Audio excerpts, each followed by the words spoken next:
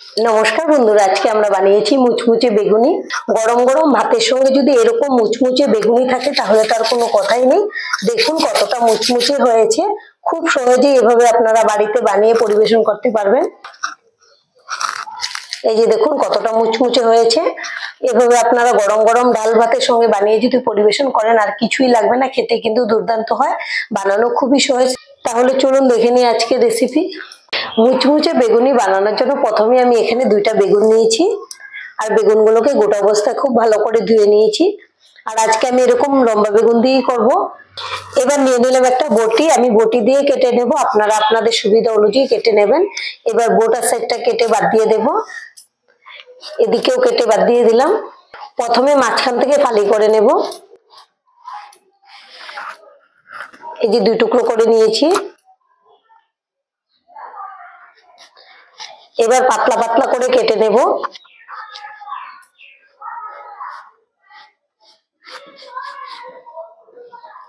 এই যে দেখুন এরকম পাতলা করে কেটে নিয়েছি। আর এইভাবে আমি 2টা বেগুনই কেটে নেব। বেগুনগুলো কেটে নিয়েছি, এখন একটা থালাতে নিয়ে নেব। এবার দিয়ে দেব লবণ আর দেব হলুদের গুঁড়ো। এখন খুব ভালো করে মেখে নেব।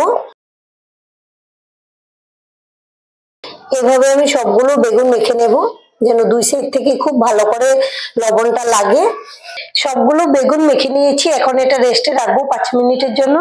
এখন একটা বাটিতে নিয়ে নেব ছাঁকনি। হাফ বাটি থেকে একটু বেশি নিয়েছি বেসন। একই মাপের দিয়ে দেব শুকনো চালের গুঁড়ি, দিয়ে দেব স্বাদ অনুযায়ী লবণ, ঝাল লঙ্কার গুঁড়ো, কাশ্মীরি লঙ্কার গুঁড়ো, এটাতে ঝাল হবে না, সুন্দর একটা কালার হবে। আর দিয়ে দেব হলুদের গুঁড়ো। ঝাল লঙ্কার গুঁড়োটা আপনারা কম বেশি করে নিয়ে নিতে পারবেন, আপনারা ঝালটা যেরকম খেতে পছন্দ করেন সেই বুঝে। এবার সমস্ত কিছু একসঙ্গে খুব ভালো করে ছেঁকে নেব। বেগুনি বানানোর ক্ষেত্রে কিন্তু খুব ভালো করে চেলে নিতে হবে, তাহলেই খুব ভালো হবে, বেগুনিগুলো ফুলকো ফুলকো হবে। এখন চামিচ দিয়ে একটু এরকম নেড়ে দেব। আপনারা যদি বেগুনি বানানোর ক্ষেত্রে এভাবে চেলে নেন তাহলে কিন্তু স্মুথ বেটারটা হবে, তখনই ফুলকো ফুলকো হবে। এই যে দেখুন এগুলো দিয়ে কিন্তু বেটার ভালো হয় না। এখন এগুলো ফেলে দেব। এবার দিয়ে দেব কয়েক দানা চিনি। শুকনো উপকরণ একসঙ্গে খুব ভালো করে মিশিয়ে নেব। বেটারের মধ্যে যতটুকু জল লাগবে আমি দিয়ে দিয়েছি। এখন একটা হ্যান্ড বিটার দিয়ে খুব ভালো করে ফেটিয়ে নেব। আর এই বেটারটা যত বেশি করে ফেটাবেন ততই কিন্তু বেগুনিটা ফুলকো ফুলকো হবে, একদম স্মুথ বেটার হতে হবে। আমি এভাবে খুব ভালো করে ফেটিয়ে নেব। আমি বেটারটাকে মোটামুটি 5-7 মিনিট খুব ভালো করে ফেটিয়ে নিয়েছি। এবার দেখিয়ে দেব কিরকম হবে বেটারের ঘনত্বটা। একটা চামচ ডুবিয়ে দিলে এরকম পেছন সাইডটা কিন্তু পুট হয়ে থাকবে। এই যে দেখুন এরকম ভারী হয়ে কুট হয়ে থাকলেই কিন্তু ভালো হবে, মানে একদম পারফেক্ট বেটারটা রেডি। এই যে দেখুন এরকম ভারী হয়ে কুট হতে হবে, এরকম থাকলেই কিন্তু একদম পারফেক্ট বেটার রেডি। এবার এটা রেখে দেবো সাইডে। আর এদিকে দেখুন বেগুন থেকে কতগুলো জল বেরিয়েছে, পুরো ভিজে ভিজে হয়ে গেছে। এবার আমি একটা কাপড় নিয়ে নেব, পরিষ্কার কাপড় নিতে হবে। এখন বেগুনের পিসগুলো এর মধ্যে নিয়ে নেব। এভাবে খুব ভালো করে চেপে চেপে জলটা মুছে নেব।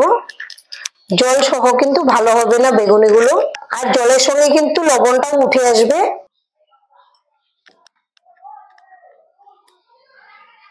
এভাবে আমি সবগুলো বেগুন মুছে নেব। এখন গ্যাসে একটা কড়াই বসিয়েছি, দিয়ে দেব সাদা তেল।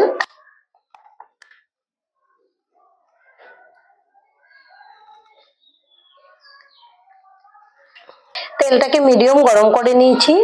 এখন এক পিস নিয়ে নিলাম, বেটারের মধ্যে চুবিয়ে নেব।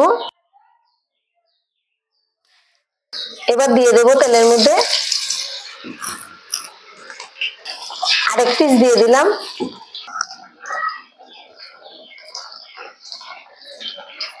এখন উল্টে দেব।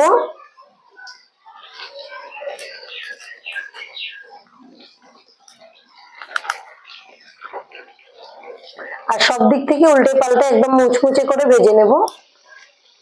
সব দিক থেকে উল্টে পাল্টে একদম মুচমুচে করে ভেজে নিয়েছি। এই যে দেখুন ভাজার পরে কত সুন্দর লাগছে। এখন একটা প্লেটে তুলে নেব।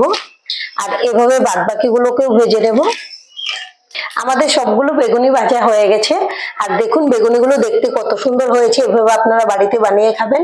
আর আজকে ভিডিওটা এখানেই শেষ করছি। সবাই ভালো থাকবেন, সুস্থ থাকবেন, ধন্যবাদ।